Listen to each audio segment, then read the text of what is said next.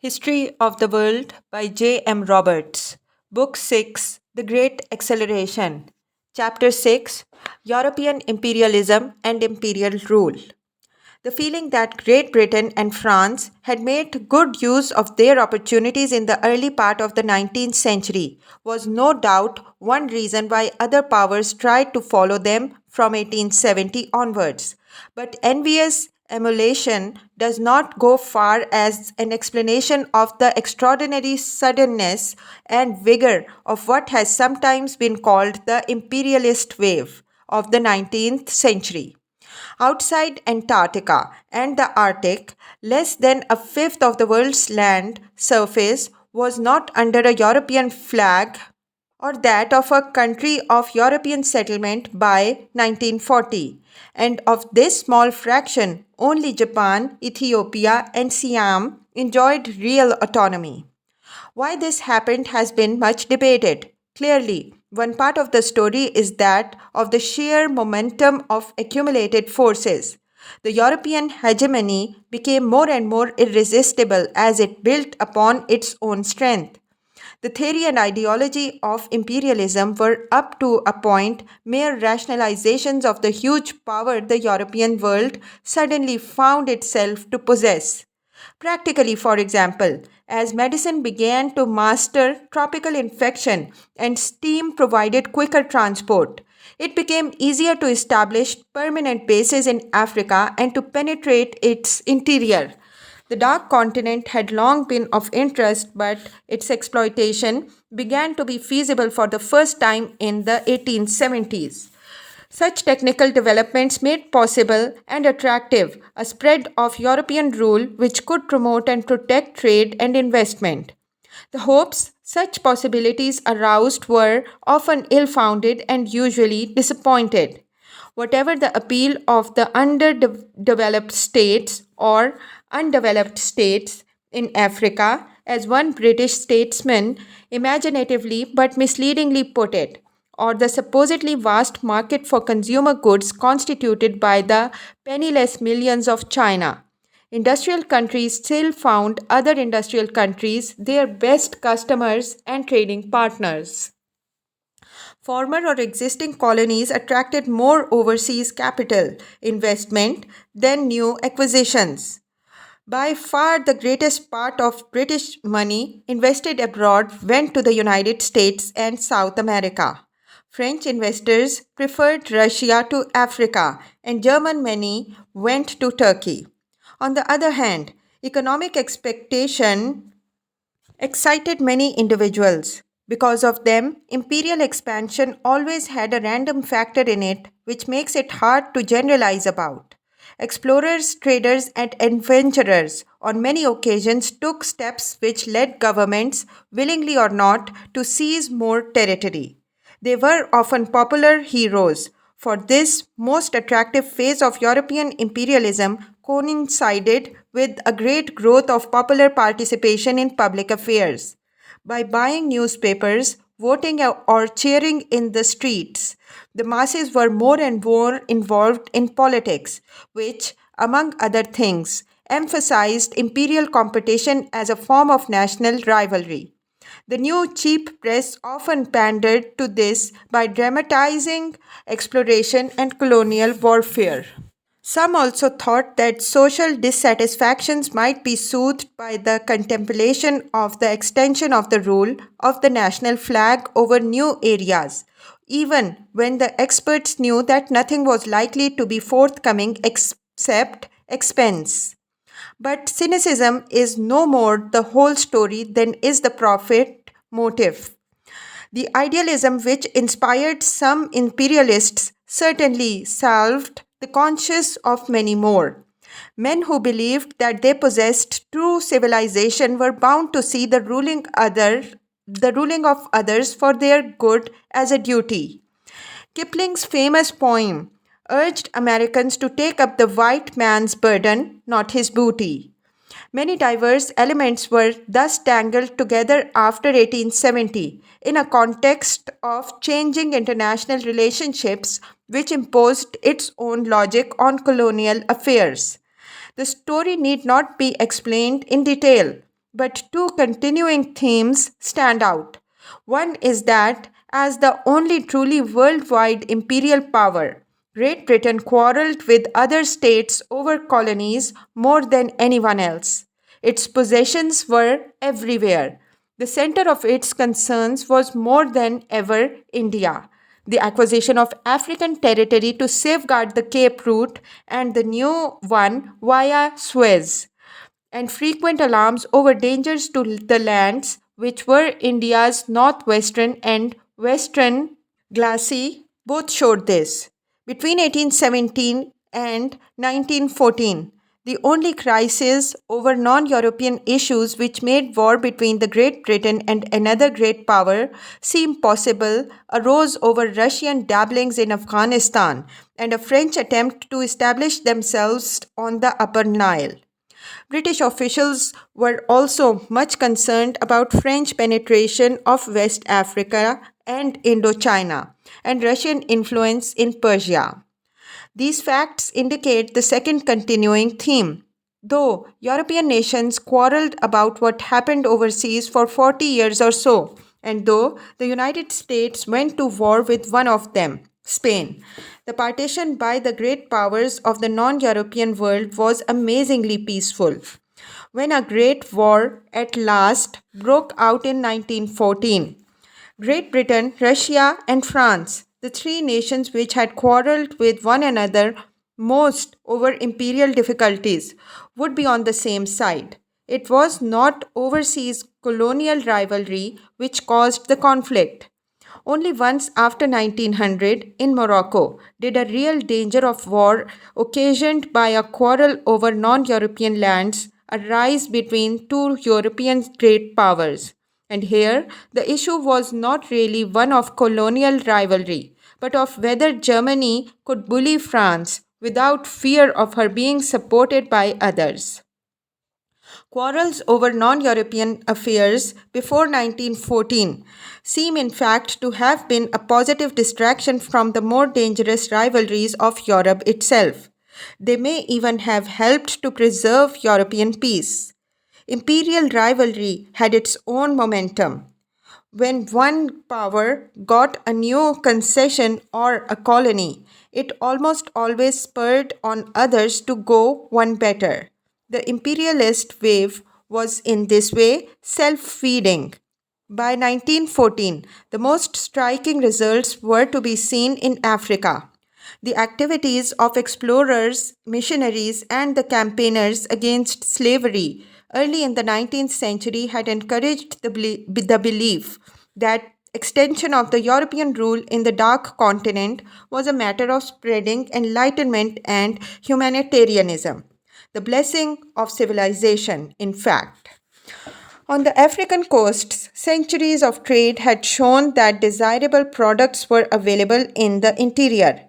The whites at the Cape were already pushing further inland, often because of Boer resentment of the British rule. Such facts made up an explosive mixture which was set off in 1881 when a British force was sent to Egypt to secure that country's government against a nationalist revolution, whose success, it was feared, might threaten the safety of the Suez Canal. The corrosive power of the European culture, for this, was the source of the ideas of the Egyptian nationalists. Thus, both touched off another stage in the decline of the Ottoman Empire, of which Egypt was still formally a part, and launched what was called the Scramble for Africa. The British had hoped to withdraw their soldiers from Egypt quickly. In 1914, they were still there. British officials were by then virtually running the administration of the country, while to the south, Anglo Egyptian rule had been pushed deep into Sudan. Meanwhile, Turkey's western provinces in Libya and Tripoli had been taken by the Italians, who felt unjustly kept out of Tunisia by the French protectorate there. Algeria was French, and the French enjoyed a fairly free hand in Morocco, except where the Spanish were installed. Southwards from Morocco to the Cape of Good Hope, The coastline was entirely divided between the British, French, Germans, Spanish, Portuguese, and Belgians, with the exception of the isolated Black Republic of Liberia. The empty wastes of the Sahara were French. So was the basin of the Senegal and much of the northern side of that of the Congo. The Belgians were installed in the rest of it on what was soon to prove some of the richest mineral bearing land in Africa. Further east, British territories ran from the Cape up to Rhodesia and the Congo border. On the east coast, they were cut off from the sea by Tanganyika, which was German and Portuguese East Africa.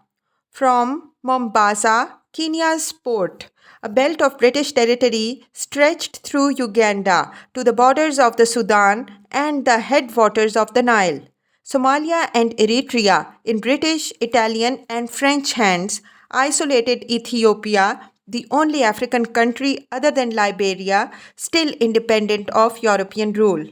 The ruler of this ancient but Christian polity was the only non European ruler of the 19th century to avert the threat of colonization by a military success, the annihilation of an Italian army at Adowa in 1896. Other Africans did not have the power to resist successfully, as the French suppression of Algerian revolt in 1871, the Portuguese mastery with some difficulty of insurrection in Angola in 1902 and again in 1907, the British destruction of the Zulu and Matabele, and worst of all, the German massacre of the Herero of Southwest Africa in 1907, all showed. This colossal extension of European power, for the most part achieved after 1881, transformed African history. It was the most important change since the arrival in the continent of Islam. The bargains of European negotiators, the accidents of discovery, and the convenience of colonial administrations in the end settled the ways in which modernization came to Africa. The suppression of intertribal warfare and the introduction of even elementary medical services released population growth in some areas. As in America, centuries earlier, the introduction of new crops made it possible to feed more people. Different colonial regimes had different cultural and economic impact. However, long after colonialists had gone, there would be big distinctions between countries where, say, French administration or British judicial practice had taken root. All over the continent, Africans found new patterns of employment, learned something of European ways through European schools or service in colonial regimes, saw different things to admire or hate in the white man's ways, which now came to regulate their lives. Even when, as in some British possessions, great emphasis was placed on rule through native institutions, they had henceforth to work in a new context. Tribal and local unities would go on asserting themselves, but more and more did so against the grain of new structures created by colonialism and left as a legacy to independent Africa. Christian monogamy, entrepreneurial attitudes, new knowledge, to which the way had been opened by European languages, the most important of all, the cultural implants, all contributed finally to a new self conscious and greater individualism. From such influences would emerge the new African elites of the 20th century. Without imperialism, for good or ill, those influences could never have been so effective so fast. Europe, by contrast, was hardly changed by the African adventure. Clearly, it was important that Europeans could lay their hands on yet more easily exploitable wealth. Yet, probably, only Belgium drew from Africa resources making a real difference to its national future. Sometimes, too, the exploiting of Africa aroused political opposition in European countries. There was more than a touch of the conquistador about some of the late 19th century adventures.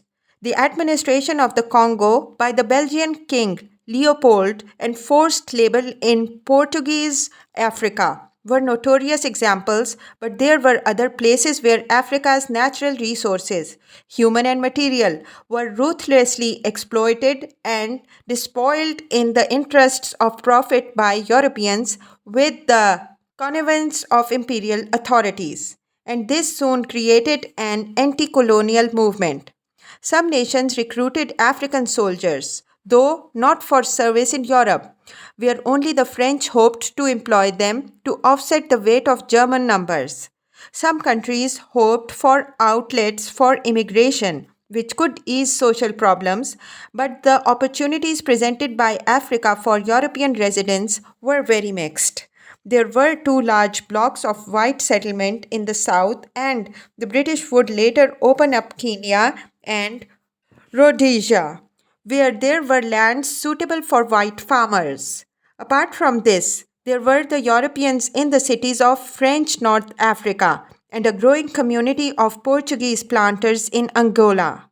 The hopes entertained of Africa as an outlet for Italians, on the other hand, were disappointed, while German immigration was tiny and almost entirely temporary.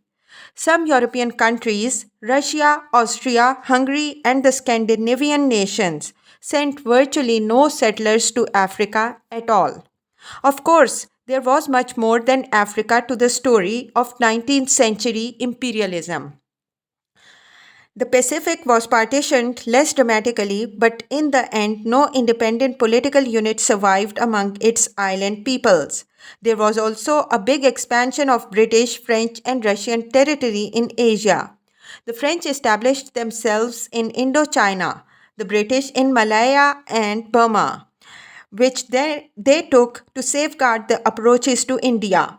Siam retained her independence because it suited both powers to have a buffer between them. The British also asserted their superiority by an expedition to Tibet, with similar considerations of Indian security in mind. Most of these areas, like much of the zone of Russian overland expansion, were formerly under Chinese suzerainty.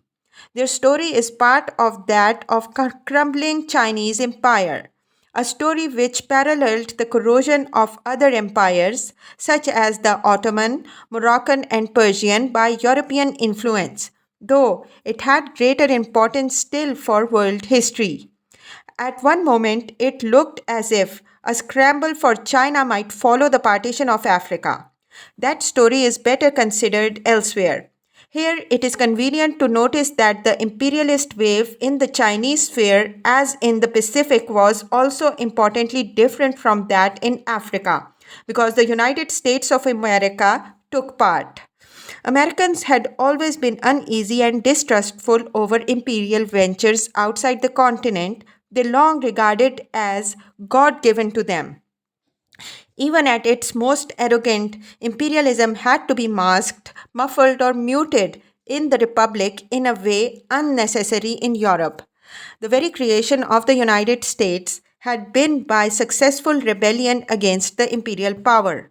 The Constitution contained no provision for the ruling of colonial possessions, and it was always very difficult to see what could be the position under it of territories which could not be envisaged as eventually moving towards full statehood, let alone that of non Americans who stayed under American rule. On the other hand, there was much that was barely distinguishable from imperialism in the 19th century territorial expansion of the United States, although Americans might not recognize it when it was packed as a manifest destiny. The most blatant examples were the War of 1812 against the British and the treatment of Mexico in the middle of the century. But there was also the dispossession of the Indians to consider and the dominating implications of the Monroe Doctrine. In the 1890s, the overland expansion of the United States was complete. It was announced that the continuous frontier of domestic settlement no longer existed. At this moment, economic growth had given great importance to the influence of business interests in American government. sometimes expressed in terms of economic nationalism and high tariff protection. Some of these interests directed the attention of American public opinion abroad, notably to Asia. The United States was thought by some to be in danger of exclusion from trade, thereby the European powers. There was an old connection at stake. The first American Far Eastern Squadron had been sent out in 1820s as a new era of Pacific awareness dawned with California's rapid growth in population. A half century stock of a canal across Central America also came to a head at the end of the century. It stimulated interest in the doctrines of strategists who suggested that the United States might need an oceanic glacis in the Pacific to maintain the Monroe Doctrine. All these currents flowed into a burst of expansion, which has remained to this day a unique example of American overseas imperialism because, for a time, it set aside traditional restraint on the acquisition of new territory overseas. The beginnings lie in the increased opening of China and Japan to American commerce in the 1850s and 1860s, and to participation with the British and the Germans in the administration of Samoa, where a naval base obtained in 1878 has remained a United States possession. This was followed by 2 decades of growing intervention in the affairs of the Kingdom of Hawaii, to which the protection of the United States had been extended since 1840s. American traders and missionaries had established themselves there in large numbers. Benevolent patronage of the Hawaiians then gave way to attempts to engineer annexation to the United States in 1890s. Washington already had the use of Pearl Harbor as a naval base but was led to land Marines in Hawaii when a revolution occurred there. In the end, the government had to give way to the forces set in motion by the settlers, and a short lived Hawaiian republic was annexed as United States territory in 1898. In that year, a mysterious explosion destroyed an American cruiser, the USS Maine, in Havana harbor.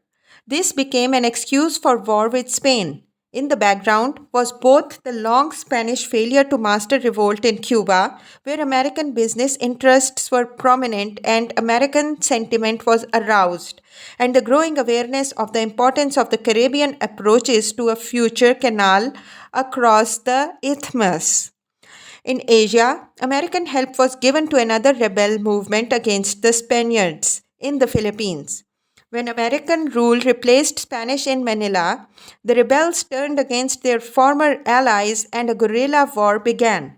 This was the first phase of a long and difficult process of disentangling the United States from her first Asian colony. At that moment, given the likelihood of the collapse of the Chinese Empire, it seemed best in Washington not to withdraw. In the Caribbean, the long history of Spanish empire in the Americas at last came to an end.